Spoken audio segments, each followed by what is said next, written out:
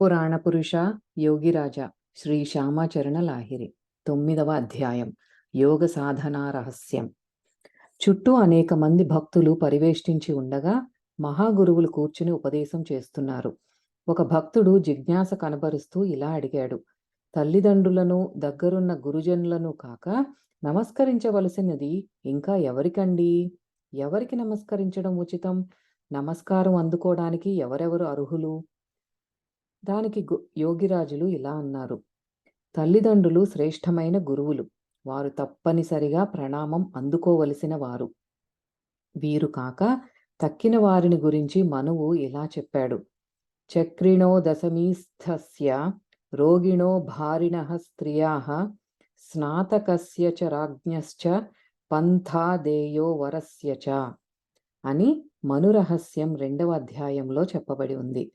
బండి ఎక్కి వెళ్తున్న వారికి అంటే కూటస్థంలో స్థితులై సాగుతున్న వారికి, కంఠం నుంచి 10 అంగుళాల పైన ప్రాణవాయువును నిలిపిన వారికి, తమ కళ్ళలోకి ప్రబల దృష్టి వచ్చి ఉన్న వారికి, ప్రాణకర్మ వల్ల లేదా ప్రాణాయామం చేస్తుండగా శిరస్సు బరువెక్కిన వారికి, మూలాధారం నుంచి మస్తకం అంటే మాడు వరకు ప్రాణవాయువుని నిలిచి ఉండడం వల్ల మస్తకంలో ముసుగు తొలగిపోతున్నట్లు అనిపిస్తున్న వారికి, కూటస్థంలో ఉన్నవారికి, ఎప్పుడూ అందులోనే మునిగి ఉండేవారికి, నాలిక తాలువు అంటే కంఠబిలంలోకి చేరిన వారికి, ఓంకార క్రియారూపమైన ప్రాణకర్మ లేదా ప్రాణాయామం చేస్తున్న వారికి, అటువంటి వారందరికీ నమస్కరించాలి. వీరిలో ఎవరైనా ఎదురుపడ్డప్పుడు వారికి దారి వదలడం ఉచితమైన పని. అలాంటి వ్యక్తులకు ఎదురుగా కూర్చోకూడదు. ఈ విషయంలో మనువు ఇలా చెప్పాడు, తేషాస్తు సమవేతానాం మాన్యౌ స్నాతక పార్థివౌ రాజస్నాతకయౌ రైశ్చవ స్నాతకో నృపమానభాక్ అని మనురహస్యం 2వ అధ్యాయంలో చెప్పబడి ఉంది. అంటే ఈ ముగ్గురు ఒక చోట కూడినప్పుడు వారిలో నాలిక తాలువులోకి చేరిన వారు, కూటస్థంలో మునిగి ఉన్నవారు వీరిద్దరూ శ్రేష్ఠ వ్యక్తులు. మళ్ళీ వీరిలో ఎప్పుడూ కూటస్థంలో మునిగి ఉన్నవారు శ్రేష్ఠులు. ఇందుకే వీరందరితోనూ వైర విరోధాలు పెట్టుకోకూడదు. వయస్సులో చిన్నవారైనప్పటికీ కూడా ఈ విధమైన వ్యక్తులకు యథోచితమైన గౌరవం ఇవ్వాలి. ఒక భక్తుడు ఇలా అడిగాడు, మన దేశంలో మహానుభావులకు లోటు లేదు. చాలా మంది మహాత్ములు అయి కూర్చున్నారు. అలాంటి పరిస్థితిలో మహాత్ముల్ని గుర్తుపట్టడానికి సహజమైన ఉపాయం ఏమిటి? అంతేకాకుండా ఎలాంటి వ్యక్తి దగ్గర ధర్మ సంబంధమైన ఉపదేశం పొందగలం లేదా ధర్మ సంబంధమైన ఉపదేశం ఇవ్వడానికి తగిన వ్యక్తి ఎవరు? అప్పుడు యోగిరాజులు ఇలా అన్నారు, ఇంతకు ముందు మనం ముచ్చటించుకున్న వ్యక్తులందరినీ ధర్మోపదేశకులు అనే తెలుసుకోవాలి. నాలిక తాలువులోకి చేరిన వ్యక్తినే సహజ ఉపాయం ద్వారా మహాత్ముడు అని గుర్తుపట్టాలి. ఇంకా మనురహస్యం 2వ అధ్యాయంలో ఇలా చెప్పబడి ఉంది, బ్రాహ్మస్య జన్మనః కర్తా స్వధర్మస్య చ శాసిత బాలోపి విప్రో వృద్ధస్య పితా భవతి ధర్మతః. అంటే ఆత్మధర్మమే స్వధర్మం. ఆ స్వధర్మ సంబంధంగా ఉపదేశం చేసేవాడు, క్రియాసాధన నిమిత్తం అంటే స్వధర్మం కోసం శాసించేవాడు పిల్లవాడే అయినప్పటికీ అతన్నే తండ్రి లాంటి వాడు అని తెలుసుకోవాలి. ఇందువల్లే క్రియాయోగోపదేశం ఇచ్చేవారిని, శిక్షణ ఇచ్చేవారిని తండ్రితో సమానులు అని తెలుసుకోవాలి. మరో భక్తుడు ఇలా జిజ్ఞాస కనపరిచాడు, మేమందరం చాలాసార్లు అజ్ఞానం వల్ల పాపపు పనులు చేసిన వాళ్ళం. దారిలో నడుస్తూ నడుస్తూ తెలియకుండా పడిపోయి అణిగిపోయి అనేక ప్రాణులు చనిపోతూ ఉంటాయి. అలాగే కావాలని కాకపోయినా అనుకోకుండా జరిగే పాపాల నుంచి ఉద్ధరించే ఉపాయం ఏమిటండి? ఈ విషయంలో మనువు శాస్త్రంలో స్పష్టం చేశాడని యోగిరాజులు ఇలా చెప్పారు, అహ్నా రాత్ర్యా ఏషాం జంతూన్ హినస్త్య జ్ఞానతో యతిః తేషాం స్నాత్వా విశుద్ధ్యర్థం ప్రాణాయామాన్ షడాచరేత్. అంటే తెలియక జీవహత్యా రూపమైన పాపం చేసిన యతి లేదా సాధువు 6 సార్లు విధిపూర్వకమైన ప్రాణాయామం చెయ్యడం వల్లనే ఆ పాపం తొలగించుకొని పరిశుద్ధుడవుతాడు. ఎందువల్లనంటే షట్చక్రాల ద్వారా అంతర్ముఖమైన ప్రాణాయామమే పరమతపం. ప్రాణాయామ బ్రాహ్మణస్య త్రయోపి విధివత్ కృతాః వ్యాహృతి ప్రణవైర్యుక్త విజ్ఞేయం పరమం తపః. అంటే వ్యాహృతితో పాటు ప్రణవయుక్తుడైన బ్రాహ్మణుడు విధిపూర్వకంగా 3 సార్లు ప్రాణాయామం చెయ్యాలి. ఇదే పరమతపం. దహ్యంతే ధ్యాయమానానాం ధాతూనాం హి యథా మలాః తథేంద్రియాణాం దహ్యంతే దోషాః ప్రాణస్య నిగ్రహాత్ అని మనురహస్యంలో చెప్పబడి ఉన్నది. అంటే నిప్పుతో ధాతువును శుద్ధి చేసినట్లే ప్రాణాయామం ద్వారా ఇంద్రియాల్ని శుద్ధి చేస్తారు. వర్తమాన చంచల మనస్సే పాపకర్మలో మునిగి ఉంటుంది. ప్రాణాయామం ద్వారా ప్రాణం స్థిరమైపోవడం వల్ల వర్తమాన మనస్సు కూడా స్థిరమవుతుంది. మనస్సు స్థిరమైన మీదట ఇంద్రియాలన్నిటికీ కూడా స్థిరత ఏర్పడుతుంది.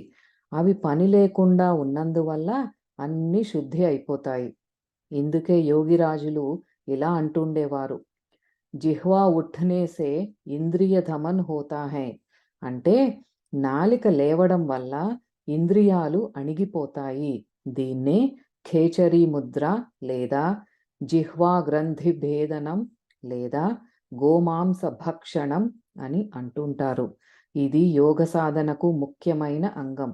శాస్త్రాల్లో ఎన్నడూ కూడా ఆవు దూడను యజ్ఞాహుతి తరువాత తినమని రాయలేదు. కానీ పైకి మాత్రం అలాగే కనిపిస్తుంది. దాని రహస్యం వేరే ఉంది. యజ్ఞం యథార్థ స్వరూపం ప్రాణయజ్ఞం. అంటే ప్రాణాయామం ద్వారా చంచల ప్రాణాన్ని స్థిర ప్రాణంలో ఆహుతి చెయ్యడం లేదా దాంట్లో లయం చెయ్యడం. ఈ ప్రాణయజ్ఞమే ప్రకృత లేదా వాస్తవిక యజ్ఞం. ఈ యజ్ఞం చెయ్యడంలో గోమా సంభక్షణం చెయ్యవలసి వస్తుంది. తంత్రశాస్త్ర భాషలో గోవు అంటే నాలిక. ఈ సందర్భంలో హఠప్రదీపిక శ్లోకం ఒకటి చూడండి. గోమాంసం భోజయేన్నిత్యం పిబేదమర వారుణీం తమహం కులీనం మన్యే ఇతరే కులఘాతుకాః. గోశబ్దే నోదితా జిహ్వా తత ప్రవేశో హి తాలుని గోమాంస భక్షణ తత్తు మహాపాతకనాశనం. హఠప్రదీపిక 3వ అధ్యాయం 47-48 శ్లోకాలలో ఇలా చెప్పబడి ఉంది. అంటే ప్రతిరోజు గోమాంస భక్షణం చేసేవాళ్ళు చంద్రుడి నుంచి స్రవించే అమృతాన్ని లేదా అమరవారుణిని తాగేవాళ్ళు మాత్రమే కులీనులు. తక్కిన వాళ్ళు కులఘాతకులు. గోశబ్దానికి నాలిక అని అర్థం. అది తాలువులోకి అంటే కంఠబిలంలోనికి ప్రవేశించడమే గోమాంస భక్షణం. ఈ గోమాంస భక్షణ వల్ల మహాపాతకుడికి కూడా పాప విముక్తి కలుగుతుంది. దీన్నే ఉద్దేశించి వైష్ణవ శాస్త్రంలో గోమాంస భక్షణను గురించి చర్చించారు. గోభోజనే మహాపుణ్య జాయాధాకితే గృహశూన్య గురుమేరే స్వర్గవాస్ హరిభజ్లే సర్వనాశ్. అంటే ఈ ప్రకారంగా గోభోజనం చేయడం మహాపుణ్యం. పత్ని సహితంగా అన్ని విషయాల పట్ల ఆసక్తి దూరమవుతుంది. చంచల ప్రాణమే గురువు. దాన్ని హత్య చేసినప్పుడు అంటే దాన్ని స్థిర ప్రాణంలో లయం చేసినప్పుడు స్వర్గవాస ప్రాప్తి లేదా ఆనందలోక ప్రాప్తి కలుగుతుంది. ఈ ప్రకారంగా హరిని అంటే భగవంతుణ్ణి ఉపాసించే వారికి సర్వనాశనం కలుగుతుంది. అంటే ఏ ఇంద్రియాల ద్వారా జీవుడు విషయ వాంఛలు తీర్చుకుంటాడో అవి పనిలేనివవుతాయి. హరి అంటే స్థిర ప్రాణమే. అప్పుడు సాధకుడి ఇంద్రియోన్ముఖమైన వృత్తులన్నిటినీ హరించేస్తాడు, వాటిని నాశనం చేస్తాడు. ప్రాచీన కాలంలో ఋషులందరూ ఈ విధమైన ప్రతీకాత్మక గోమాంస భక్షణం చేస్తుండేవారు. శాస్త్ర ప్రణేతలందరూ జీవుల్లో ఈశ్వరుణ్ణి దర్శిస్తుండేవారు. జీవహత్యను వారు మహాపాపంగా భావిస్తుండేవారు. జీవహత్య చెయ్యవద్దని ఉపదేశిస్తూ ఉండేవారు. ఋషిగణం జీవులన్నిటిలోనూ ఈశ్వరుడి ప్రత్యక్ష దర్శనం చేసుకుంటూ ఏ జీవిని చంపమని చెప్పలేకపోయేవారు. ఎందుకంటే వారు అహింసా పక్షపాతమున్నవారు. అహింసే వారి జీవనానికి మౌలిక నేపథ్యం. శాస్త్రకర్తలు ప్రతీకాత్మక భాషలో సంకేతాల ద్వారా, బింబాల ద్వారానే అన్నీ వ్యక్తం చేశారు. కానీ ఈ రోజుల్లో అవి అన్ని బాహ్యమైన, వ్యావహారికమైన అర్థాలతో ముడిపడిపోయాయి. యోగిరాజులు యోగ సాధనలో శిక్షణ ఇచ్చేటప్పుడు భక్తులందరికీ చెబుతుండేవారు. క్రియాయోగం అత్యంత సూక్ష్మమైనదని, అందువల్ల అందరికీ అవసరమైనదని, ఉచితమైనదని, మాటి మాటికి గురు సాన్నిధ్యంలో కూర్చుని క్రియాయోగాన్ని వారి చేత చేయించుకొని చూస్తూ ఉండాలని, పరీక్ష చేయించుకుంటూ ఉండాలని, దానికి సంబంధించి గురువు చేసే ఉపదేశాన్ని మాటి మాటికి గ్రహిస్తూ ఉండాలని చెబుతుండేవారు. లేకపోతే సూక్ష్మమైన క్రియాయోగాన్ని మొట్టమొదటే అర్థం చేసుకోవడం అందరికీ అసౌకర్యంగానే ఉంటుంది. పైగా మరుపు కూడా రావచ్చు. మొదటిసారి అంతా తెలుసుకున్నానని కనుక ఎవరైనా అనుకున్నట్లయితే అది భ్రమ మాత్రమే. గురువు దగ్గర కూర్చొని తమను తాము సంపూర్ణంగా సమర్పించుకోవడం భక్తులందరికీ కర్తవ్యం. తమను తాము ఎంత మట్టుకు అర్పించుకుంటే గురువు దగ్గర నుంచి అంత మట్టుకే యోగ ప్రణాళిక సంబంధమైన సూక్ష్మాతి సూక్ష్మ విషయాల జ్ఞానం ప్రాప్తమవుతూ ఉంటుంది. సమర్పణ లేనిదే గురువు దగ్గర నుంచి ఏదీ ప్రాప్తించదు. గురువు దగ్గరికి కానీ, దేవుడి దగ్గరికి కానీ ఎన్నడూ ఉత్తి చేతులతో వెళ్ళకూడదు. గురువు దగ్గరికి ఎప్పుడూ వినయ భావంతోనే వెళ్ళాలి. వారికి ఎదురుగా ఎన్నడూ కూర్చోకూడదు. గురువు కోపగించినా కూడా తాను నిగ్రహంతో ఉండాలి. పాండిత్య ప్రదర్శనం కానీ, శాస్త్రజ్ఞత కానీ చూపించకూడదు. శాస్త్ర విషయంలో గురువుతో తర్కించకూడదు. ఆత్మజ్ఞానానికి సంబంధించి వారు చెప్పిన దానిని తలవంచి స్వీకరించాలి. వారు ఇంకా ఇలా చెబుతుండేవారు. నియమిత పద్ధతి ప్రకారం క్రియ చేసేవారికి మామూలుగా రోగం రాదు. ధర్మ, అర్థ, కామ, మోక్షాలు అనే ఈ నాలుగింటికి మూలం ఆరోగ్యం. కానీ రోగం ఆరోగ్యాన్ని నాశనం చేస్తుంది. ముక్తిని, జీవనాన్ని కూడా నాశనం చేస్తుంది. అందుచేత క్రియావంతులు గురువు ఉపదేశాన్ని అనుసరించి యథోచితంగా క్రియ చేసినట్లయితే వాళ్ళు రోగరహితులై ఉంటారు. అంతేకాకుండా పరిణామ స్వరూపమైన ముక్తి పదం పొందుతారు. ఇందువల్ల శరీర రక్షణ కోసం ఎప్పుడూ గురువు ఆజ్ఞను పాలించండి. వాయువే భగవంతుడు. క్రియ చేసిన మీదట ఆ భగవంతుడి రక్ష లభిస్తుంది. ఈ విధంగా శరీరాన్ని, ఆత్మను రక్షించుకోవడం కర్తవ్యం. క్రియావంతుడికి ఒకవేళ ఏదైనా ఆపత్తి, విపత్తి కలిగినట్లయితే క్రియ చేస్తే వాటి నుంచి రక్షణ కలుగుతుంది. నాలిక ఎప్పుడూ పైన ఉంచడం ఉచితం. అంతేకాకుండా నాలిక ఎత్తే క్రియలన్నీ చెయ్యండి. నాలిక ఎత్తే అంటే పైకి లేపే సంభోగం చెయ్యండి. ఆడవాళ్ళు ఋతుకాలంలో అంటే బయట ఉన్నప్పుడు క్రియ చెయ్యకూడదు. అన్నం తిన్నాక ఎడం చేతి వైపు ఒత్తిగిలి పడుకోవాలి. ఈ వాయుక్రియను ఉత్తమ రీతిగా చేసిన మీదట గుండె జబ్బు ఎన్నడూ రాదు. సద్గురువు అనే పారిభాషిక పదాన్ని వ్యాఖ్యానిస్తూ యోగిరాజులు ఇలా చెబుతుండేవారు. గు శబ్దానికి చీకటి అని అర్థం. రు శబ్దానికి కాంతి ద్యోతకమని అంటే వెలుగును చూపించేది అని అర్థం. ఈ విధంగా అజ్ఞాన రూపమైన అంధకారాన్ని చీల్చి వెలుగుని వెల్లడి చేసేవాడే గురువు. శ్వాస వాయువే ఈ చీకటిని నశింపజేస్తుంది. ఇందువల్ల చీకటి నుంచి వెలుతురులోకి తీసుకువెళ్లే శ్వాస వాయువే నిజమైన సద్గురువు. అంధకారాన్ని నిరోధిస్తుందనే కారణం వల్లనే దాన్ని సద్గురువు అని చెప్పడం జరిగింది. కూటస్థమే శ్రీగురువు. శాక్తం, శైవం, గాణాపత్యం, వైష్ణవం, సౌరం, మొదలైన సంప్రదాయాలకు సంబంధించిన వాళ్ళంతా కూడా ధర్మ, అర్థ, కామ, మోక్షాలను ప్రసాదించే, సర్వసిద్ధులను ప్రసాదించే ఆత్మక్రియలో నిమగ్నులై ఉండాలి. దీనికి సంబంధించి శాస్త్రంలో కూడా ఇలా చెప్పారు.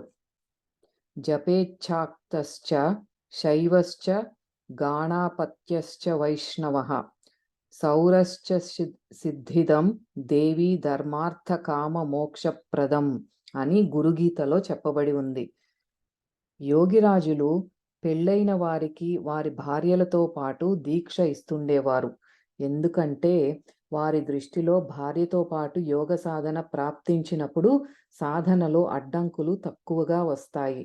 వారు ఇది కూడా చెప్పేవారు, క్రియాయోగం అన్ని రకాల సంస్కారాలకు పైది అని. యోగిరాజులు నివాస స్థానానికి ఎదురుగా ఉండే ఇంట్లో హారాన్ చంద్రరాయ్ అనే పెద్ద మనిషి ఉండేవాడు. ఆయన ప్రతిరోజు పొద్దుగూకిన తరువాత తమ ఇంటి మిద్దెమేంచి వీధి వైపు మూత్రం విడుస్తుండేవాడు. దీనివల్ల యోగిరాజుల ఇంట్లో వాళ్ళకి చాలా ఇబ్బంది కలుగుతుండేది. ఒకనాడు యోగిరాజులు ఈ పని చెయ్యవద్దని ఆయనకి చెప్పారు. కానీ శనిగాడు నెత్తికెక్కి కూర్చున్నప్పుడు మహాపురుషుల మాటలు చెవికెందుకు పడతాయి? నా ఇంట్లో నేనేం చేసుకున్నా మీకు సంబంధం లేదు, మీరు దాన్ని చూడవలసిన అవసరం ఏమీ లేదు అన్నాడు హారాన్ బాబు.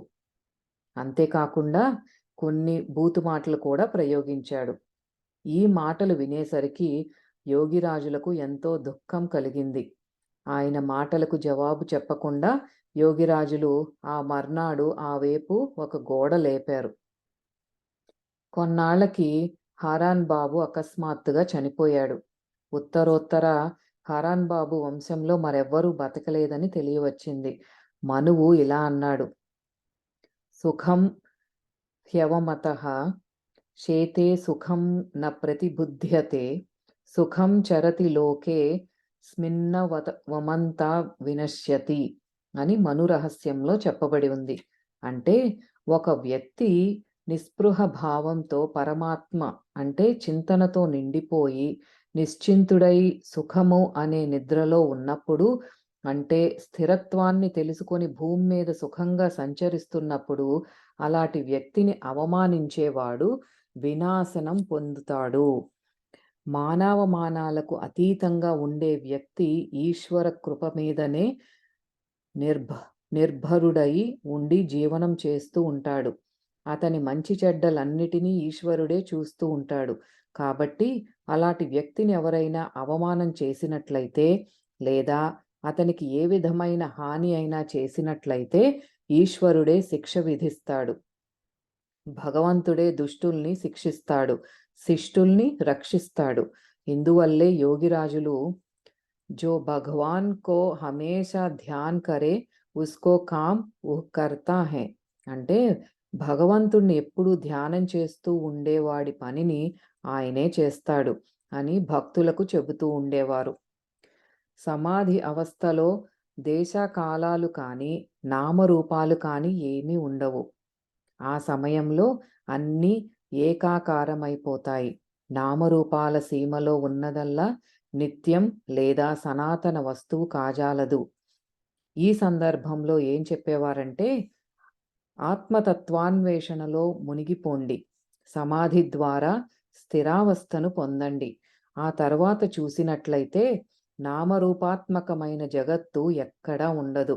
ఆ సమయంలో క్షుద్రమైన అహం బోధ, నేను అనే ఎరుక లయమైపోయిన మీదట అఖండ స్థిర సత్తను మీ స్వరూపం మాదిరిగానే ప్రత్యక్షంగా చూస్తారు. ఏ జ్ఞానంలో ద్వైతముందో లేదా ఏది రెంటిని చూస్తుందో అది తుచ్చమైన అంటే తక్కువ రకం జ్ఞానం. అది ఇంద్రియాల వల్ల కలిగిన జ్ఞానం. నేను భక్తుణ్ణి, నువ్వు భగవంతుడివి అన్నది కూడా తుచ్చ జ్ఞానమే. కానీ అన్నిటిలోనూ ఒకే ఒక ఆత్మసత్తను చూసే జ్ఞానమే యథార్థ జ్ఞానం. అన్నిటిలోనూ ఉండే ఆత్మసత్తను వర్తమాన చంచల మనస్సు ద్వారా కానీ బుద్ధి ద్వారా కానీ గుర్తుపట్టనూ లేము, తెలుసుకోనూ లేము. వేదాంతం ప్రతిపాదించిన జ్ఞానం లేదా అనుభూతి కలిగిన మీదట కేవలం వ్యక్తి స్థానంలో లేదా ఏదో ఒక మూర్తి విశేషంలో ఈశ్వరత్వాన్ని ఆరోపించజాలం. ఆ సమయంలో అయితే అన్ని జీవుల్లోనూ, అన్ని భూతాల్లోనూ ఈశ్వర దర్శనం కలుగుతుంది. ఈ దర్శనమే ఋషుల చిన్మయ ప్రత్యక్ష దర్శనం. అందులో హిందూ, ముసల్మాన్, క్రైస్తవాది లేదా బ్రాహ్మణ, శూద్ర, ఉచ్చ నీచాది భేదాలు ఏమీ ఉండవు. ఆ సమయంలో అంతటా మహాప్రాణాన్ని ప్రత్యక్షంగా దర్శించుకున్న తరువాత సర్వం బ్రహ్మమయం జగత్ అన్న ఎరుక మొలకెత్తుతుంది. యోగిరాజులు తాము ఉన్నత బ్రాహ్మణ కులంలో పుట్టినవారైనప్పటికీ అన్ని విధాల భేదాభేద భావాల నుంచి విముక్తులై ఉండేవారు. వారి దగ్గర హిందూ, ముసల్మాన్, క్రైస్తవాదులు ఏ విధమైన వర్గ, వర్ణ, ధనిక, నిర్ధనిక భేదము ఉండేది కాదు. వారి ఇంట్లో అందరూ ఆశ్రయం పొందుతుండేవారు. అన్ని సంప్రదాయాల వారు వారి దగ్గర దీక్ష తీసుకొని వారి దగ్గర శిష్యత్వం స్వీకరిస్తుండేవారు. వారు అన్ని రకాల సంస్కారాలను, సంకీర్ణ మనోవృత్తులను, ఆచారాలను అధిగమించి అన్ని ధర్మాల్లోనూ సమన్వయం స్థాపించడంలో సఫలత పొందారు. అంతేకాకుండా ప్రపంచంలోని అన్ని ధర్మాల అంటే మతాల మూల సత్యాన్ని ఒకే చోట దర్శించారు. వారి దృష్టిలో అందరూ అమృతపుత్రులు. ఒకరు చిన్న కాదు, ఒకరు పెద్ద కాదు. ఈ దృష్టిని బట్టి తెలియవచ్చేది ఏమిటంటే వారు భేదాభేద భావరహితులై అన్ని ధర్మాల్లోనూ సమన్వయం స్థాపించడంలో సఫలత చెందిన మహామానవులేనని చైతన్య మహాప్రభువు, కబీర్, నానక్, దయానంద వంటి వారని. ఈ విషయంలో యోగిరాజుల ప్రాయోగిక జ్ఞానం అపూర్వంగా ఉండేది. సాధన ద్వారా ఆ స్థితిని పొందే సందర్భంలో వారు తమ 5వ నంబర్ డైరీలో ఇలా రాసుకున్నారు. ज्योति के भीतर नीला, नीला के भीतर एक सफेद बिंदी देखा, उसके भीतर आदमी वो ही बहुत किस्म के హిందూ ఇంగ్రేజ్ హోతా హై. అంటే ప్రాణాయామం ద్వారా కూటస్థ జ్యోతికి లోపల నీలివన్నె లోపల ఒక తెల్లటి చుక్క చూశాను. దాంట్లో ఒక మనిషిని చూశాను. అతనే పురుషోత్తముడు. అతనే అన్ని రకాలుగా హిందూ, ఆంగ్లేయాది రూపాల్లో ఉన్నవాడు. మరో చోట ఇలా రాశారు. దమ్ పర్ దమ్ అల్లా, దమ్ కే పరే జో దమ్ హై సో అల్లా యానే స్థిర్గర్. అంటే ఊపిరి తీసుకోవడానికి బయటికి వదలడానికి మధ్యలో ఒకసారి నిలకడ వస్తుంది. అంటే ఊపిరి తీసుకోవడానికి చివర, బయటికి వదలడానికి మొదటి క్షణాల్లోనూ, ఊపిరి విడవడానికి చివర, తీసుకోవడానికి మొదట, 2 సమయాల్లోనూ ఒక్కొక్కసారి స్థిరత్వం వస్తుంది. ఆ స్థిరావస్థే అల్లా అంటే దేవుడు. కానీ ఆ స్థిరత్వం మీద ఎవ్వరికీ లక్ష్యం కానీ ధ్యానం కానీ లేదు. అల్లా అంటే ఖుదా, ఖుద్ లేదా ఆది అయినవాడు. ఖుద్ అంటే స్వయం లేదా మూలం అని అర్థం. ఉత్తమ ప్రాణకర్మ లేదా ప్రాణాయామం చేస్తుండగా ప్రాణానికి కలిగే స్థిరావస్థే మూలం లేదా ఆది లేదా స్వయం. స్వధా అన్నది దాని పారిభాషిక సంజ్ఞ. ఇది అన్ని జీవుల్లోనూ ఉన్నది. ఆ స్వయం లేదా స్వయం స్వరూప స్థిర ప్రాణాంతాలకు చంచలత్వమే జీవభావం. స్థిర ప్రాణం నుంచే అన్నీ ఉత్పన్నమవుతాయి.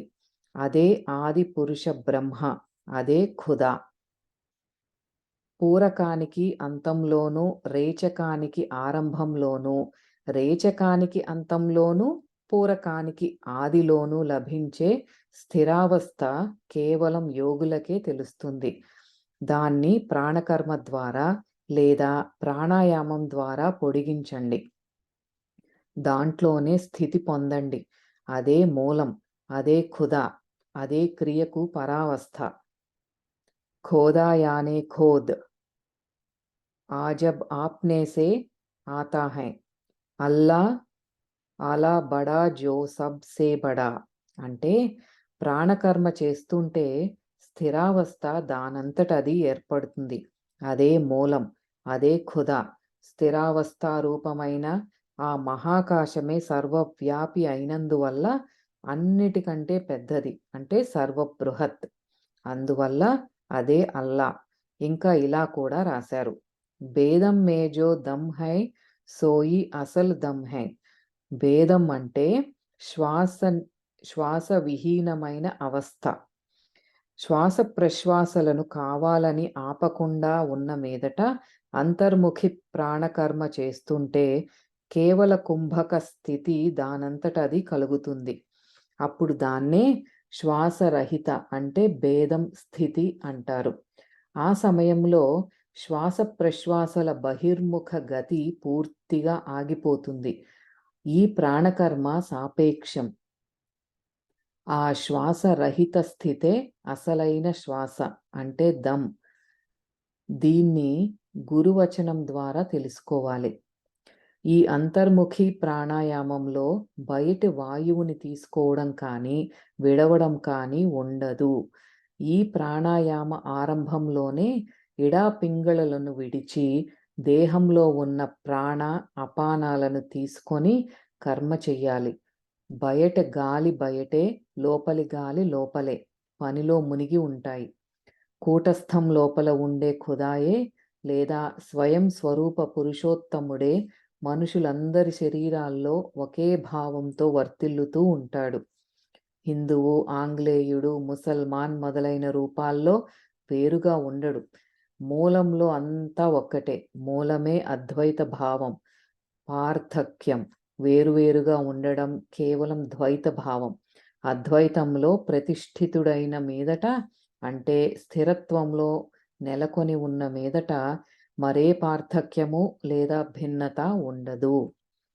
ఈ ప్రకారంగా అన్ని సంప్రదాయాలకు చెందిన హిందువులు, అమెరికా రహీముల్లా, అబ్దుల్ గఫూర్ మొదలైన అనేక మంది ముసల్మానులు, కూర్గ్ రాజ్యం కమిషనర్ అయిన ఒక ఇంగ్లీషు దొర, హజారీబాగ్ సూపరింటెండెంట్ అయిన స్పెన్సర్తో సహా అనేక మంది ఇంగ్లీష్ భక్తులు వారి దగ్గర శిష్యత్వం స్వీకరించారు.